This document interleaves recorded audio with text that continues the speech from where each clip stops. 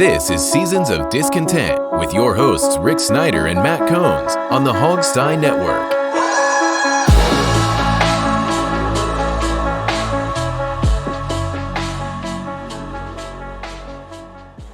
Welcome to Seasons of Discontent. It's Season 4, Episode 5, brought to you by Rick Snyder's Washington on Twitter, Facebook, and YouTube.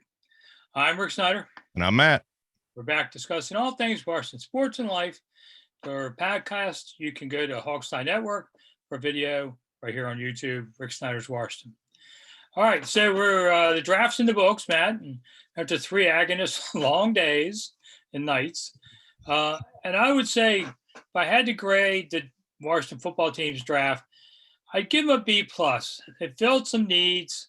I'm not real excited about particularly any player, but it was a needs-filled draft, which is how I think you're really supposed to do it, no matter if it's best player or first crap. They've got a linebacker. They got an offensive tackle.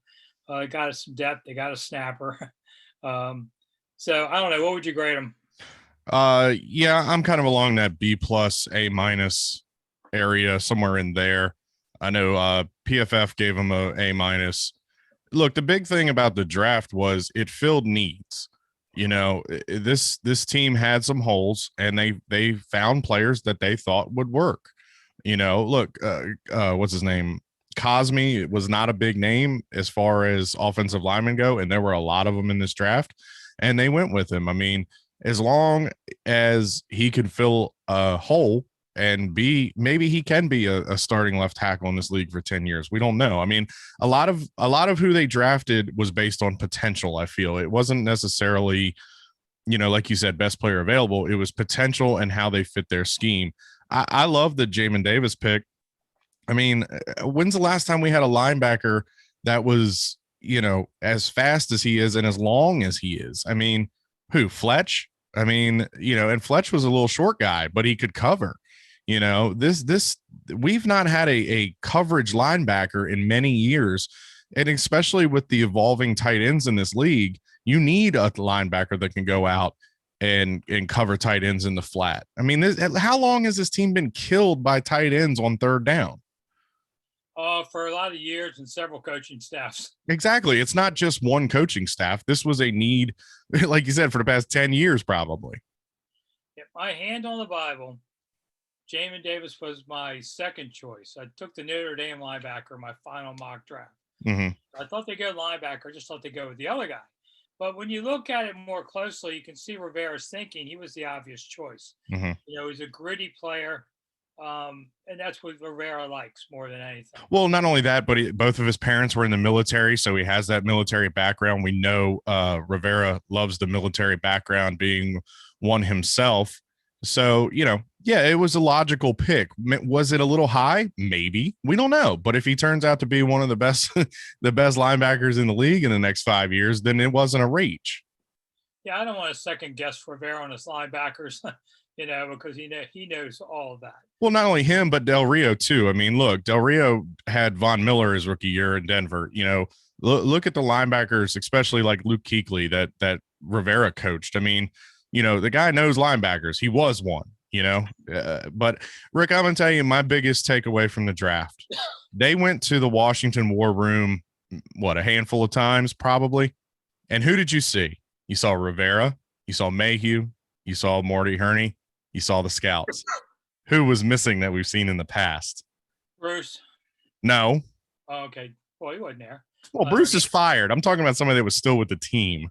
Well, Dan was at a camera range. Maybe he wasn't there at all. I don't think he was there. I think that it's finally the adults are running the organization. Well, yeah. I mean, of course, they got 10 players and everybody is great and they love them all. And they'll probably keep, yeah, maybe all of them. I don't know. 10's a big class. Yeah. Once you get past Cosme, after that, I mean, maybe the receiver they got, De'Ami Brown, third rounder, it's fast. Maybe can help them downfield. The rest of them are just guys. Well, I don't know. I mean, Cheeseman He's probably guaranteed to make the roster unless, Oh, yeah. a long snapper falls off of some other team and he can be put on practice squad. But, they released Nick Sundberg earlier this year, so they needed a long snapper. And I think he was the second highest long snapper in the draft. So, maybe that's a guy that you can come in. He's going to be on a really cheap contract and he's going to be an impact player. Like I said, I think Brown is definitely going to make this roster and hopefully be, a playmaker. A lot of his stuff seems to be downfield, and we know Fitz can chuck it. Bates, I think, will definitely make the team. Pair him up with Logan Thomas, and you got a pretty good tight end room. So, but like I said, it's all speculation. It's all based off of what they can be. It's all projections at this point. But like I said, Dan not being in the room, that was the biggest takeaway from the draft for me. Yeah. Well, I mean, Cheeseman saves them a few $100,000 on the cap. All that money goes away if you have one bad snap. So yeah, we'll see with that. Benjamin St. Is it Juicy or Justy or? Oh, the safety.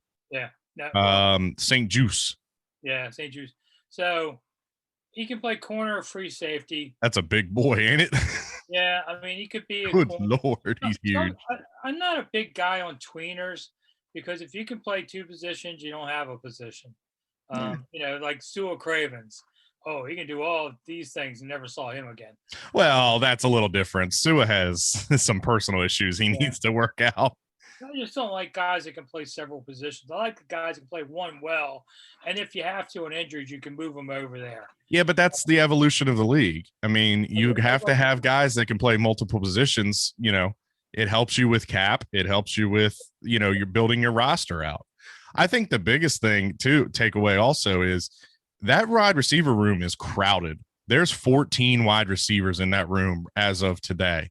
There's a couple guys on that list that probably need to be worried. I would say Steven Sims Jr. is gone.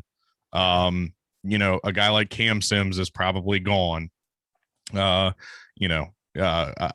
was a guy that made a couple plays last year. He's definitely gone. But I think the big one is Antonio Gandy Golden. Gandy Golden probably needs to be worried today. He needs to go into camp and really shine. Well, yeah, because he didn't get much of a chance last year being hurt. So I don't know. I wouldn't throw him away yet. I wouldn't throw Cam Sims away yet. They could be both cut, but I think they both showed this staff something last year. Now, Gandy Golden, nothing, but Cam made a lot of plays for him down the end. He did. So I would give him half a chance on this roster. But yeah, guys like Sims are gone. I mean, there's a lot of guys that are going to be gone. You can't. How many receivers do they normally hold? 4 or 5? No, like 5 or 6. They go well with special teamers, yeah. So half of them got to go. I don't know. The guy Derek Forrest, Cincinnati, started 3 years there. He's probably a free safety. He's got good speed. That helps. But does he, to me, your first rounder starts. Your second rounder should start. Your third rounder should play a lot of minutes. And anything you get past that is a bonus. Mm-hmm. So these guys at the end of the list, I mean, they have 3 7th rounders. Okay, Cameron Curl last year came up big, but that's an exception. Yeah. William Bradley King out of Baylor, he's a tweener. Okay, they don't need an edge guy, so they need a linebacker, if anything. Right. Shaka Tony out of Penn State is probably a situational blitzer, but I mean, they already got those two. And there's a slot receiver in Dax Milne out of BYU in 7th. He better be a good special teamer to make this team. Yeah. So, yeah, and that's what it is. Your 7th rounders are probably going to round out your special teams. A lot of them will be put on practice squad. They're not going to have the expanded rosters this year like they had last year. So I don't know. I mean, look, at the end of the draft, the 6th, 7th rounds, it's kind of just a roll of the dice. Now, we lucked out last year, obviously, with Curl, but, like you said, we don't really need an end. If Bradley King can convert to linebacker, he might be a depth guy. We did actually lose a lot of guys in the linebacker position, which surprised me when I looked at the list. It was a lot bigger than I thought it was. But like I said, right now I can't sit here and tell you, yes, this guy's going to be a star, this guy's going to be a flop. I mean, nobody knows right now, Yeah. So that's why I gave him a B+. I think a lot of potential. There's a couple good players. They filled some needs most of all. So, okay, a decent draft. I think Dallas got a really good draft. They dropped down. Dallas is getting killed. Really? Yeah, Dallas is everything I'm seeing. They're getting like a C minus just because they reached on a couple players. Well, I mean, a first rounder, they still got a player they wanted. I mean, they didn't get the corners they wanted, but they swapped down, traded, still got a good guy, got a linebacker. It's going to be a good help on there. The Giants, I didn't think particularly had that great a draft, and Philly had a good draft. Yeah, on there. So, they probably stayed somewhat even with the rest of the league as far as drafting went. Not bad. I did like that. Rivera pretty much in 2 drafts now we've seen. He's a pretty. When I look at next year's draft, when I start doing it about a week from now, well, I think he's a very direct drafter. If you really watch him, he's not a smoke and mirrors guy. I mean, I thought maybe they trade up at 8 to get somebody. And they didn't. Maybe they could have traded up to get that left tackle, Sewell. They didn't. They didn't trade up for any quarterback. No. On that. I knew they weren't. You knew they weren't. I didn't expect them to. No. He just stood there and waited for 19 to come. If there hadn't have been a run on quarterbacks in the second where, Mond and Trask and those guys went, I think there was potential for them to take a quarterback in the second round, but there was that late run with Tampa and all them taking quarterbacks. I think they are pretty content with their quarterback room. You have Kyle Allen, who's familiar with the system coming from Carolina. You have Heineke, who you re-signed on the cheap, who came in and really performed in one game. There's potential. That's kind of the key for a lot of the players on this team is potential. And then of course, what you have in Fitz. It's going to be a 50-50 type situation with Fitz. One game, he's going to go out and throw 4 touchdowns for 450 yards. The next game, he's going to go out and throw 4 interceptions for 150 yards. It's just what it is. That's what Fitz is. That's what he's been through his entire career. But the fact of the matter is that when you enter that field on a Sunday, you have a chance to win with Fitz. And I'll be honest with you, Rick, this offense is really shaping up to be something impressive.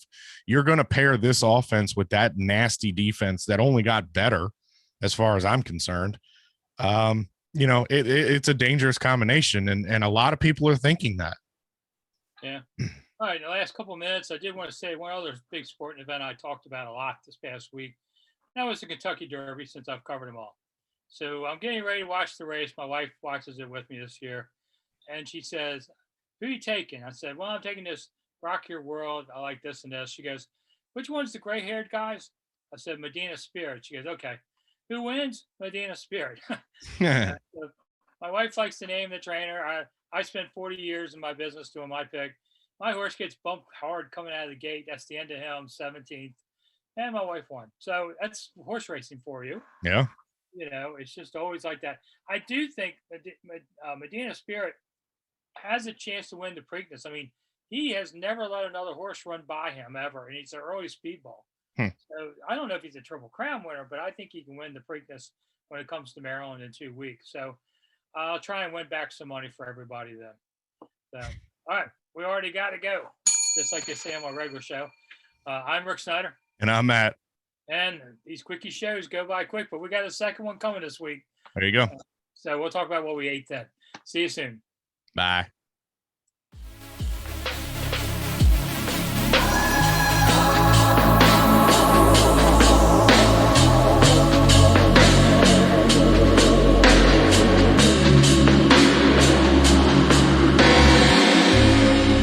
Thanks for listening to Seasons of Discontent on the Hogstye Network.